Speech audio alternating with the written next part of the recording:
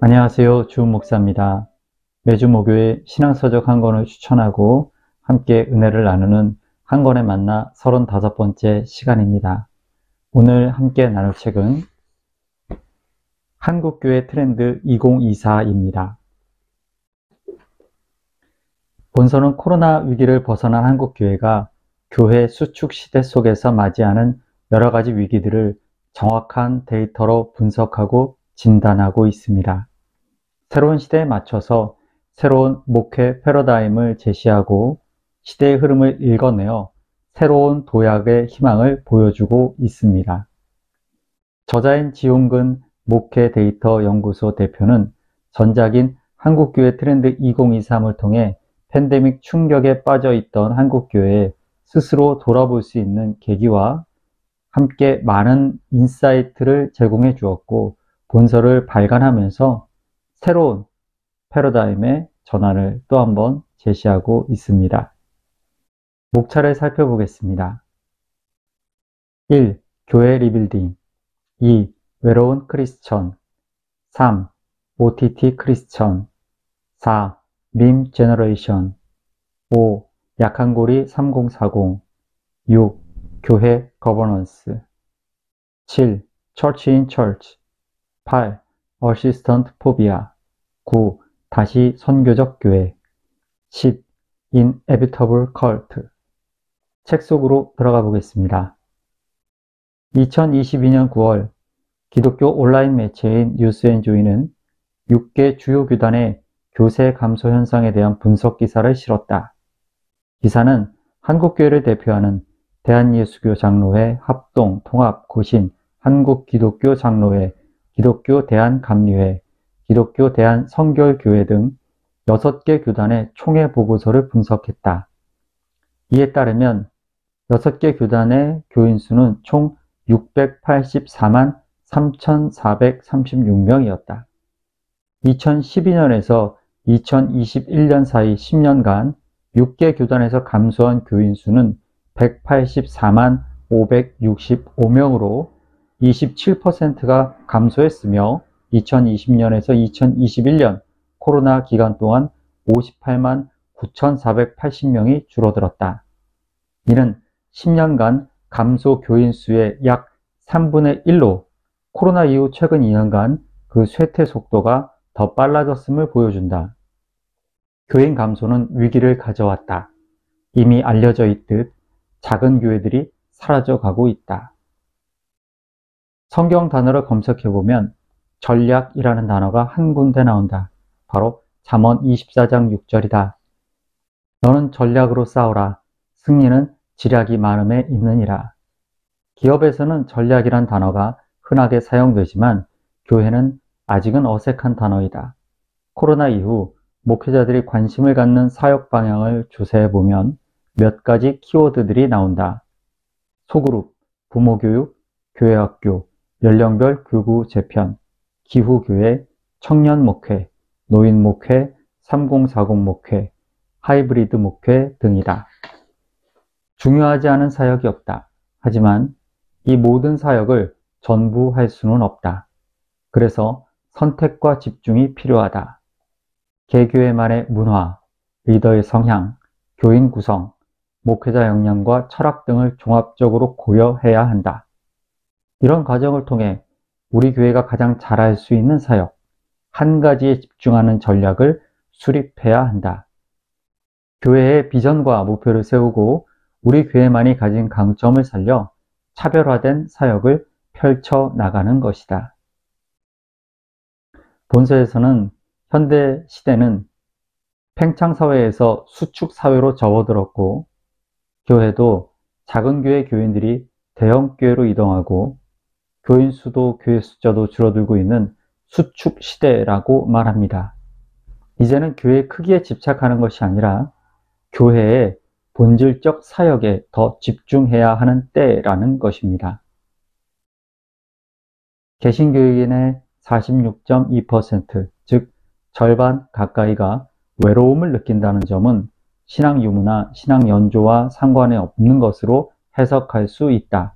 통상 신앙이 있으면 외로움을 덜 느끼고 교회 공동체 속에 있으니 외로움을 덜 느낀다고 인식하기 때문이다. 이는 국민 전체 평균 54.6%보다는 낮지만 신앙을 가진 사람들이 외로움을 이 정도로 크게 느낀다는 점은 예상치 못한 점이다. 실제로 설문조사에서는 교회에서 외로움을 느끼는 경우가 있습니까?를 물었더니 있다고 대답한 개신교인이 36.2%로 나타났다. 마음을 터놓고 이야기할 사람이 없을 때가 45.5%로 가장 높았고, 교회 활동에 참여하지 못할 때, 교회에서 같이 식사하거나 차를 마실 사람이 없을 때, 소속된 부서가 없을 때, 가족을 강조하는 설교 혹은 성경 공부를 할 때, 부부끼리 모일 때 순으로 나타났다. 무엇보다 주일에 참석이나 소그룹에 참여하는 개신교인이 외로움도 덜 느낀다는 결과가 보여주는 만큼 온라인이 아닌 현장 예배에 성도들이 더 많이 참석하도록 유도하고 구역 모임이나 소그룹에도 적극적으로 참여하도록 해야 한다. 소그룹 모임은 정신 건강에 비타민으로 불릴 만큼 효과가 입증됐다. 다양한 모임을 통해 신자들이 힘을 얻도록 할 필요가 있다. 저자는 데이터를 통해서 실제로 교회에 출석하면서도 공동체의 구성원으로서 소속감을 느끼지 못하는 일이 많음을 지적합니다. 사랑의 공동체인 교회 내부에서도 소외를 느끼는 이들이 없도록 주위를 돌아보고 먼저 손을 내밀어야 한다라고 말하고 있습니다. 4차 산업시대가 시작되면서 청소년은 더 이해하기 힘든 대상이 됐다. 청소년은 디지털 원주민으로서 디지털 이주민들이 보기에 낯선 인류이다. 아이폰은 2007년 처음 출시되었다. 2023년 기준 고1 학생들의 출생 연도와 같다. 즉, 청소년들은 스마트폰이 없는 시대를 살아본 적이 없는 세대이다. 이들은 기술 친화적이고 수평적 인간관계, 익명성, 개방성, 다양성, 연결성, 초월성과 같은 특징을 지니고 있다. 호모사피엔스답게 청소년은 수면 시간보다 인터넷을 더 많이 이용한다. 2021 크리스천 중고생의 신앙생활 관련 조사 연구에 따르면 교회에 처음 나온 시기에 대한 질문에서 모태신앙 비율이 60%나 되는 것으로 나타났다. 이 조사에서 더욱 의미 있는 부분은 중학교 이전에 교회에 나가기 시작한 비율이 95%라는 것이다. 이런 현상은 가족의 신앙 형성의 모판이라는 것을 증명하며 한국 교회가 가족 종교화 되었고 청소년기 이전에 가족을 제외한 다른 통로를 통해서는 새신자가 거의 유입되지 못하고 있다는 것을 보여준다. 크리스천 부모의 이중적인 모습은 자녀의 신앙을 허무는 데 있어 결정적이다. 이중적인 부모의 신앙은 자녀 신앙의 방파제가 아니라 도리어 출구가 되고 있다. 데이빗 킨나만이 쓴 언크리스찬에서 미국 교회에서 청소년이 교육부서를 졸업한 이후에 교회를 떠나는 비율이 86%라고 했다. 결정적인 요인은 부모 신앙의 이중성이다.